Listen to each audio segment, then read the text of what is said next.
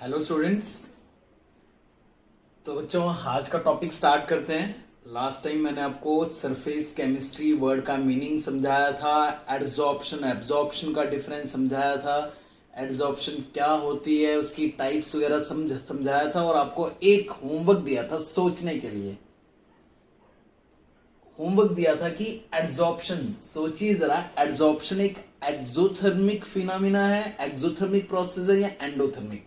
मतलब जब एड्सॉर्प्शन हो रही होती है, जब एड्सॉर्बेंट की सरफेस पे, जब एड्सॉर्बेंट की सरफेस पे ये छोटे छोटे एड्सॉर्बेट पार्टिकल्स आके एड्सॉर्ब अटैच हो रहे होते हैं, तो एनर्जी रिलीज या एनर्जी गेन। एनर्जी रिलीज मतलब एक्सोथर्मिक, एनर्जी गेन मतलब एंडोथर्मिक। ये सोचने के लिए बोला था। तो आज इसका आंसर ये है कि एड्सॉर्प्शन एक एक्सोथर्मिक प्रोसेस है। ड्यूरिंग एड्सॉर्प्शन जब ये छोटे छोटे एटम्स या मॉलिक्यूल्स इसकी सरफेस पे, एड्सॉर्बेंट की सरफेस पे एड्सॉर्बेट पार्टिकल्स, ये एड्सॉर्बेट होते हैं ना, एड्सॉर्बेट पार्टिकल्स आके एड्सॉर्ब हो रहे होते हैं, एनर्जी रिलीज होती है। It is an exothermic process. कैसे? सामने पता चल रहा है, सिंपल है। एड्सॉर्बेट पार्टिकल्स पहले हवा में उड़ रहे थे, कहीं पे रैंडमली कहीं पे भी उड़ रहे थे, एक जगह आके बैठ गए। एक जगह आके बैठ गए मतलब स्टेबल हो गए।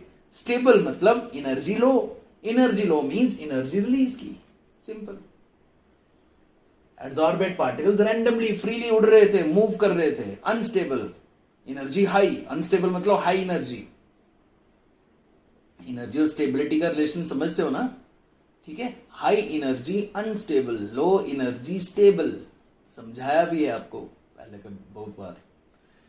ठीक है, तो ये एड्सॉर्बेट पार्टिकल्स एड्सॉर्बेंट की सरफेस पे अटैच हुए, स्टेबल हो गए, आराम से स्टेबल हो गए और एनर्जी कम हो गई, मतलब एनर्जी रिलीज मींस एक्सोथर्मिक। ऐसे समझना है, ऐसे समझिए।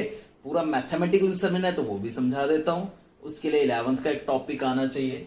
11th का एक टॉपिक था सेकंड लॉ ऑफ थर्मोडायनेमिक्स से, according to second law delta G is equal to delta H minus T delta S. पता नहीं कितने बच्चों को आता होगा ये।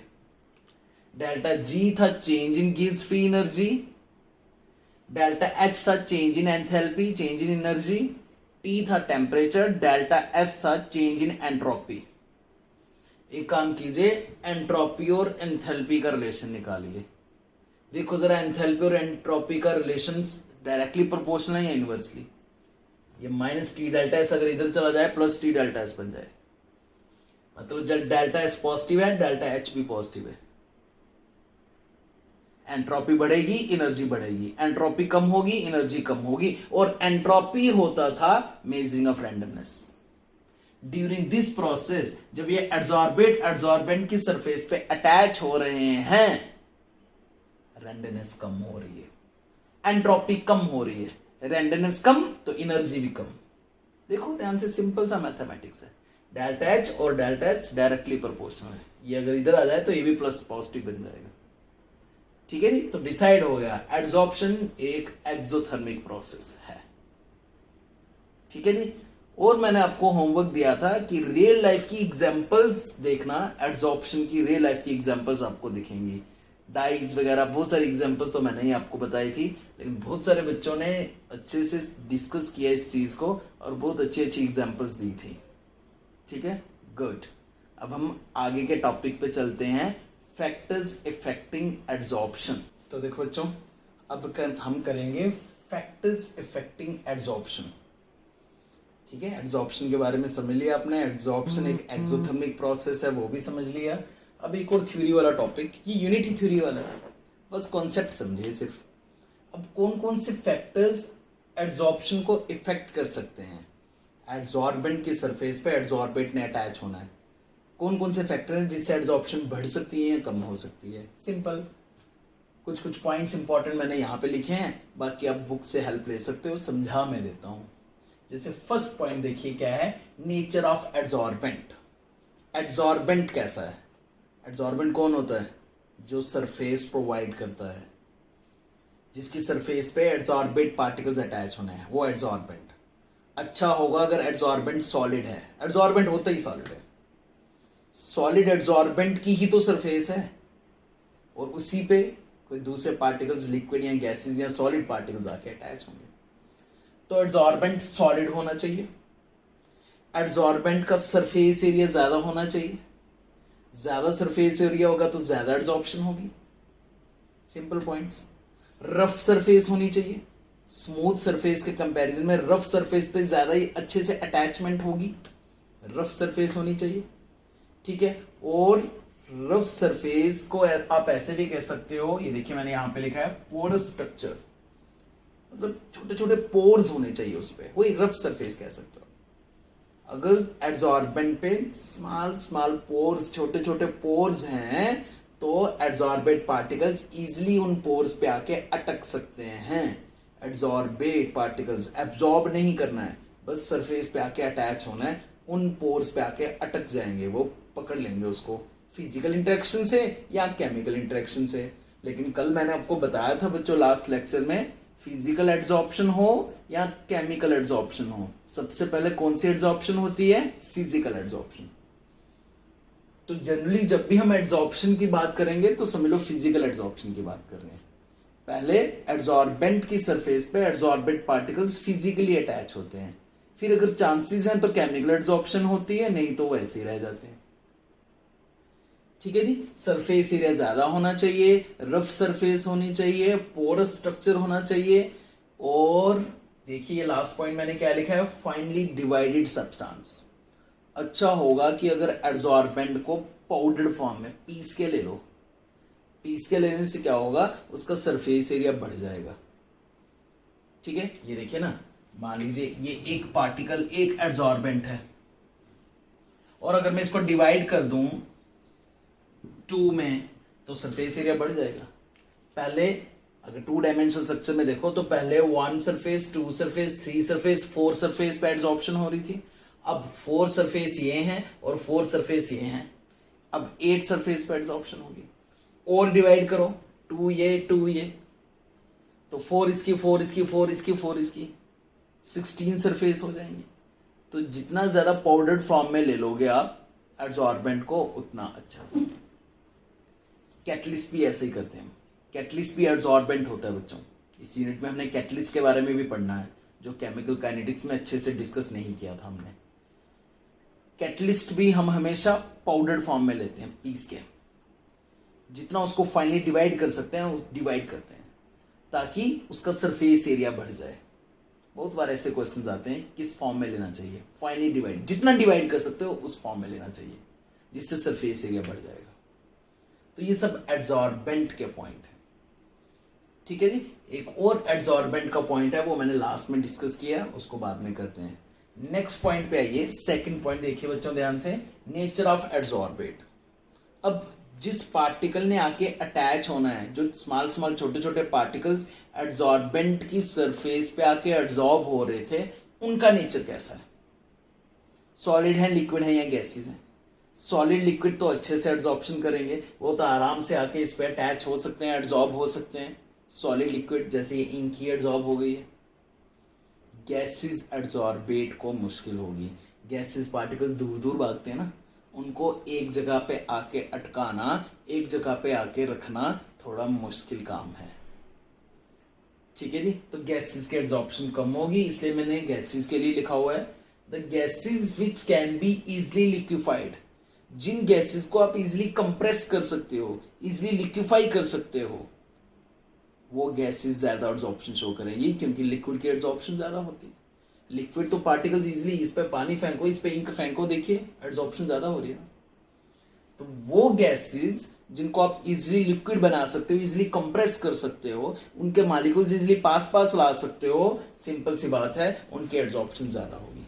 देखो ब्रैकेट में मैंने कुछ पॉइंट्स लिखे हैं, इस पे अलग अलग एमसीक्यूज आते हैं, टेस्ट में जरूर डालूंगा ऐसे क्वेश्चंस।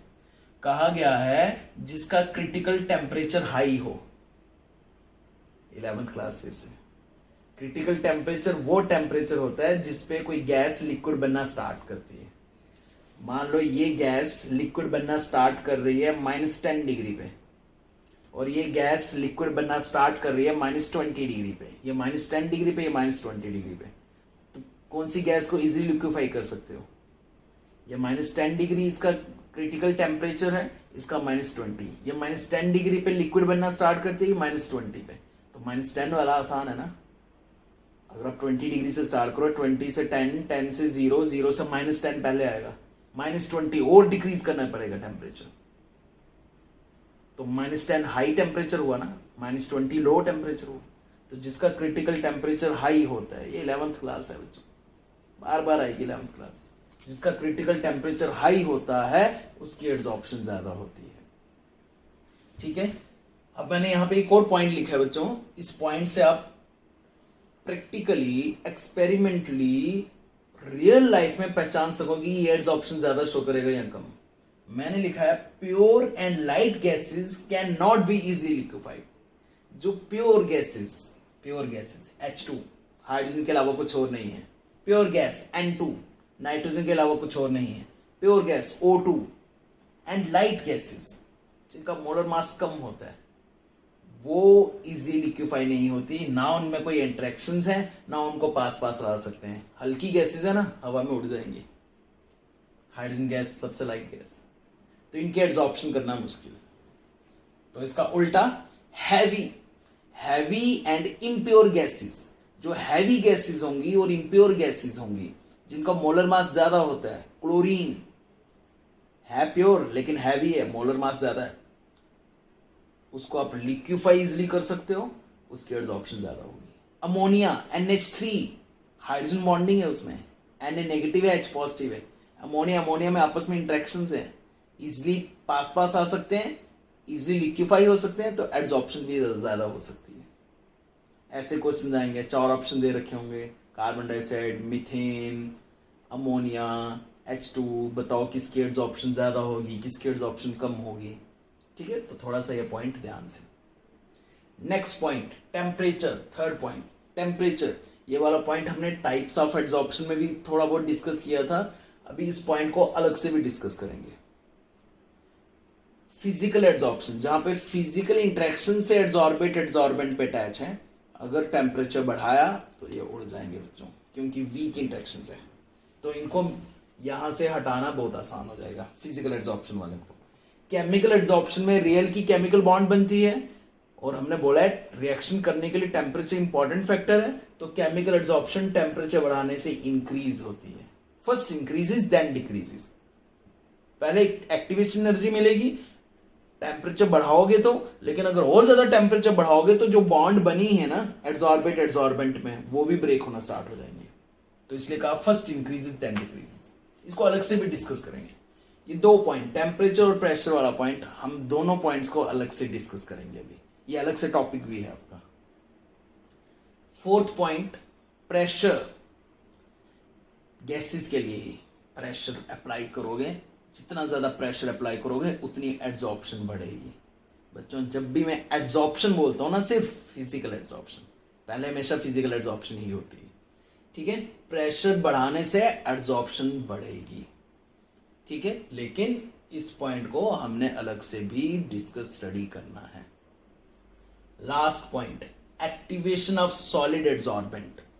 सॉलिड एड्सॉर्बेंट हमने कहा एड्सॉर्बेंट सॉलिड ही होना चाहिए, ठीक है, लेकिन वो एक्टिव फॉर्म में होना चाहिए। एक्टिवेट कर दो उसको, कैसे? सरफेस एरिया ज्यादा ले लो, रफ सरफेस ले लो, पोरस स्ट्रक्चर ले लो। ठीक है, इसलिए कहा जाता है जो एनिमल चारकोल होता है ना बच्चों, वो बेस्ट एड्सॉर्बेंट होता है। अगर आप एक कंटेनर में एनिमल चारकोल रख लो तो ना, सारी गैसेस उसकी सरफेस पे एब्जॉर्ब हो जाती हैं। एनिमल चारकोल निकालो, पीछे वैक्यूम मिलेगा आपको, वैक्यूम। तो वैक्यूम क्रिएट करने के लिए भी हम एड्सॉर्प्शन का फिनोमेना यूज करते हैं। फाइन डिवाइडेड फॉर्म में लो, पाउडर्ड फॉर्म में लो, एक्टिवेट हो जाएगा चारकोल या कोई भी सब्सटेंस, कोई भी सॉलिड एड्सॉर्बेंट। वो बताया मैंने आपको कैसे, डिवाइड करके सरफेस एरिया बढ़ जाता है। ठीक है, तो ये कुछ पॉइंट्स हैं, सिंपल रीड करने हैं आपने और कुछ नहीं है, समझा मैंने दिया। इन पॉइंट्स पे खास ध्यान देना। ठीक है, इन पॉइंट्स में nature of adsorbent, nature of adsorbent, इस पे बहुत क्वेश्चन आते हैं। नेचर ऑफ एड्सॉर्बेंट पे अलग अलग गैसेस दे रखी होती हैं एमसीक्यूज में, और पूछा गया होता है किसकी एड्सॉर्प्शन ज्यादा होगी। वो कुछ क्वेश्चन दूंगा मैं भी आपको स्टडी करने के लिए, प्रैक्टिस करने के लिए, आप उसको करना। अब देखिए, अब ये 2 पॉइंट्स ना हमने अलग से भी स्टडी करने हैं। ये हमारा एक नेक्स्ट टॉपिक है, ये 2 पॉइंट्स देखते हैं अब इसके बारे में। अब देखिए बच्चों, फ्रेंडलिच एड्सॉर्प्शन आइसोथर्म, ये एक अलग टॉपिक है, लेकिन है ये वही फैक्टर्स अफेक्टिंग एड्सॉर्प्शन। इसमें हमने प्रेशर और टेम्परेचर वाला फैक्टर जो है वो अच्छे से स्टडी करना है, डिस्कस करना है। ठीक है, ग्राफ है, ग्राफिकली हम समझेंगे इस चीज को। देखिए मैं एक ग्राफ बना रहा हूं यहां पे, ध्यान देना, एक ग्राफ बना रहा हूं मैं।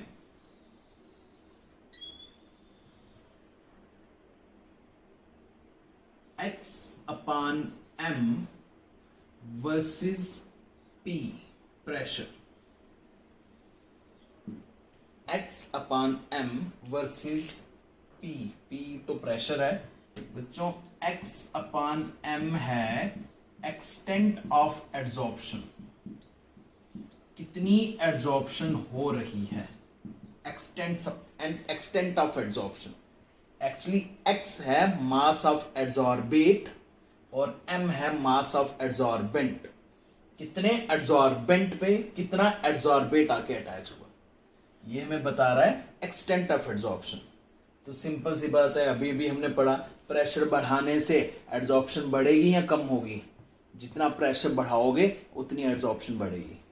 जितना प्रेशर बढ़ाओगे उतने मॉलिक्यूल्स पास पास आएंगे, खासकर गैसेस मॉलिक्यूल्स, गैसेस एड्सॉर्बेट पास पास आएंगे, एड्सॉर्प्शन इंक्रीज होगी। तो आपको कुछ ऐसा ग्राफ मिलेगा, 1 2 3 4, ऐसा ग्राफ मिलेगा, ऐसी लाइंस मिलेंगी। ये अलग अलग लाइंस अलग अलग टेम्परेचर की लाइंस हैं, ये अलग अलग टेम्परेचर पे है। मान लो ये टेम्परेचर T1 है, ये T2 है, ये T3 है, ये T4 है। तो खुद ही सोचिए जरा, खुद ही इमेजिन कीजिए, क्या लगता है कौन सा टेम्परेचर हाई है, कौन सा टेम्परेचर लो है? पहले ये सोचो जरा, टेम्परेचर बढ़ाने से एड्सॉर्प्शन बढ़ती है या कम होती है? हीट करोगे, टेम्परेचर बढ़ाओगे तो एड्सॉर्प्शन मतलब फिजिकल एड्सॉर्प्शन। पहले फिजिकल एड्सॉर्प्शन होगी तो ही केमिकल एड्सॉर्प्शन होगी।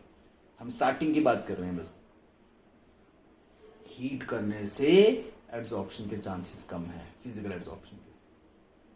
ठीक है जी, तो इस लाइन के हिसाब से किस लाइन की, इस ग्राफ के हिसाब से किस लाइन की एड्सॉर्प्शन सबसे ज्यादा हो रही है? ये T4 वाले की। तो बच्चों ये T4 सबसे लो टेम्परेचर है, T4 सबसे स्मॉल टेम्परेचर है, क्योंकि लो टेम्परेचर पर एड्सॉर्प्शन ज्यादा होती है। फिर T3 है, फिर T2 है, और सबसे हाई टेम्परेचर T1 है। हाई टेम्परेचर एड्सॉर्प्शन कम। देख लो सेम प्रेशर पे, मान लो ये वाला पॉइंट ले लो आप, सेम प्रेशर पे T1 ये एड्सॉर्प्शन, T2 एड्सॉर्प्शन ज्यादा, T3 एड्सॉर्प्शन और ज्यादा, T4 एड्सॉर्प्शन सबसे ज्यादा। तो T4 सबसे लो टेम्परेचर है। ठीक है बच्चों, T4 सबसे लो टेम्परेचर है। लेकिन ग्राफ समझ आया ना? आराम से देखिए इस ग्राफ को। तो ऐसे भी क्वेश्चन आ सकते हैं, कौन सा टेम्परेचर हाई है, कौन सा टेम्परेचर लो है। हाई टेम्परेचर पे एड्सॉर्प्शन कम होती है। एड्सॉर्प्शन बोले तो फिजिकल एड्सॉर्प्शन, पहले फिजिकल एड्सॉर्प्शन की बात करेंगे। फिजिकल एड्सॉर्प्शन होगी तो ही केमिकल एड्सॉर्प्शन।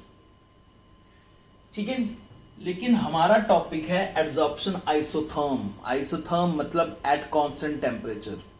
अब हम एक काम करते हैं, टेम्परेचर एक ही ले लेते हैं, सिर्फ प्रेशर का इफेक्ट देखते हैं। अब हम एक ही टेम्परेचर लेंगे, ठीक है, टेम्परेचर एक ही ले लेते हैं।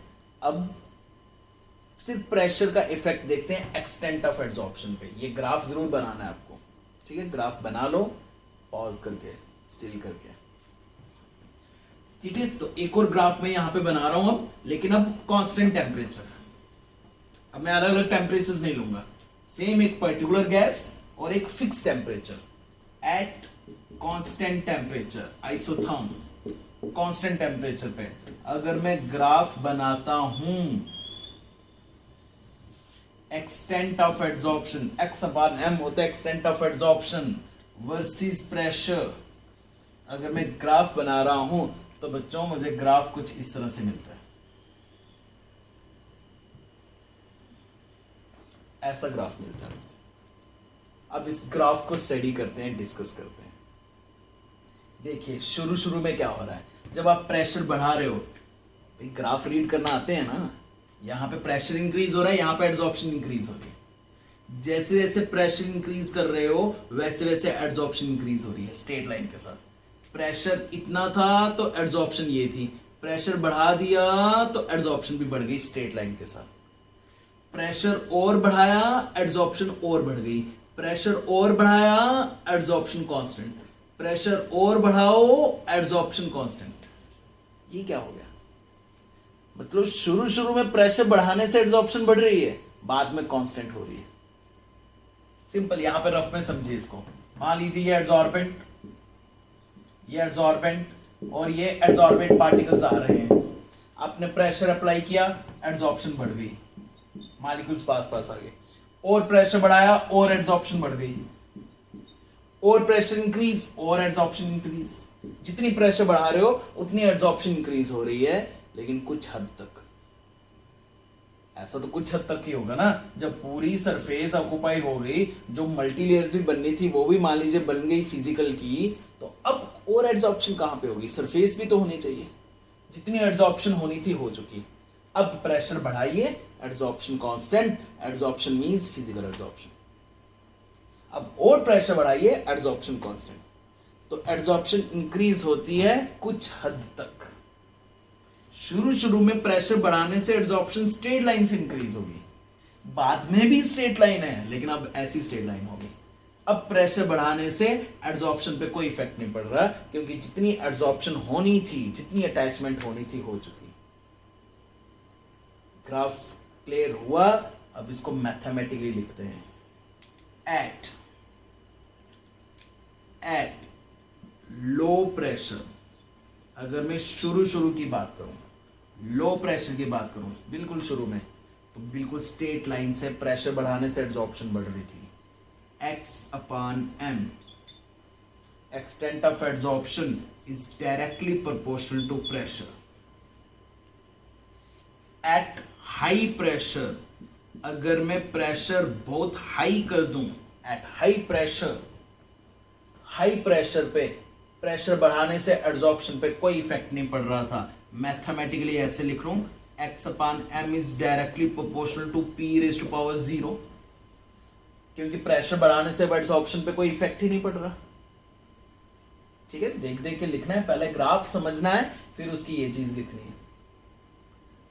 At low pressure p⁻1, pressure बढ़ा रहे हो एड्सॉर्प्शन बढ़ रही है स्ट्रेट लाइन से, लेकिन हाई प्रेशर पे प्रेशर बढ़ाने से एड्सॉर्प्शन पे कोई इफेक्ट नहीं पड़ रहा। बहुत इंपॉर्टेंट टॉपिक है, सीधे पूरा टॉपिक ऐसे ही आ जाता है 3 मार्क्स का। फ्रेंडली एड्सॉर्प्शन आइसोथर्म लिखो। एट हाई प्रेशर पे प्रेशर बढ़ाने से कोई इफेक्ट नहीं पड़ रहा। चलो ठीक है, लो प्रेशर हो गया, हाई प्रेशर हो गया, लेकिन एक चीज और देखिए जरा, ये मॉडरेट प्रेशर पे, ये जहां पे ये कर्व है, यहां पे ना ऐसी स्ट्रेट लाइन है ना इस तरह से straight line. At moderate pressure, अगर मैं यहां पे मॉडरेट प्रेशर लिखूं, एट मॉडरेट प्रेशर, ना प्रेशर हाई ना प्रेशर लो, मॉडरेट प्रेशर, तो मैं मैथमेटिकली क्या लिखूं, extent of adsorption is directly proportional to p की पावर। अब क्या लिखूं, मैथ्स वाले बच्चे आराम से करेंगे। लो प्रेशर पे p⁻1 है, हाई प्रेशर पे p⁻0 है, तो मॉडरेट प्रेशर पे p की पावर क्या आएगी, मिडिल में p की पावर क्या आएगी, लो पे पावर 1, हाई पे पावर 0 और मिडिल पे मॉडरेट पे 0 से 1 के बीच की वैल्यू, कोई भी वैल्यू, बिल्कुल सेंटर में तो 0.5 आएगा, 0 से 1 की ऐसे लिख लेता हूं, 0 to 1 के बीच की कोई भी वैल्यू। ठीक है, जनरली मैं ऐसे लिखूंगा, x/m is directly proportional to p⁻1/n। ये जनरल इक्वेशन है बच्चों आपके लिए, इट इज जनरल इक्वेशन, ये जनरल इक्वेशन है। ठीक है, n की वैल्यू अगर 1 हो, n की वैल्यू 1 हो तो p की पावर 1 आती है, इट इज लो प्रेशर। अब ऐसे क्वेश्चन आएंगे, लो प्रेशर पे n की वैल्यू क्या होगी। अगर n की वैल्यू 2 हो तो p की पावर 0.5 आएगी, मॉडरेट प्रेशर 0 से 1 के बीच की वैल्यू। p n की वैल्यू 2 3 4 5 6 7 8 9 10 जो भी हो, p की पावर 0 और 1 के बीच में आएगी, मॉडरेट प्रेशर। और अब खुद ही हिसाब लगा लीजिए n की वैल्यू क्या होनी चाहिए कि pv की पावर 0 आए। ठीक है, तो इस तरह से n की अलग अलग वैल्यू आप अलग अलग जगह पे निकाल सकते हो। यहां तक क्लियर है? अभी आगे भी है, यहां तक क्लियर है, यहां तक कोई प्रॉब्लम नहीं। ठीक है, ये ग्राफ भी आपको लिखना है, पास करके वीडियो को स्टिल करके बना लीजिए और ये सारी चीजें लिखिए। और जनरल इक्वेशन ये आई, x upon m is directly proportional to p raised to power 1 upon m। अब इसके आगे देखिए ध्यान से, जल्दी से।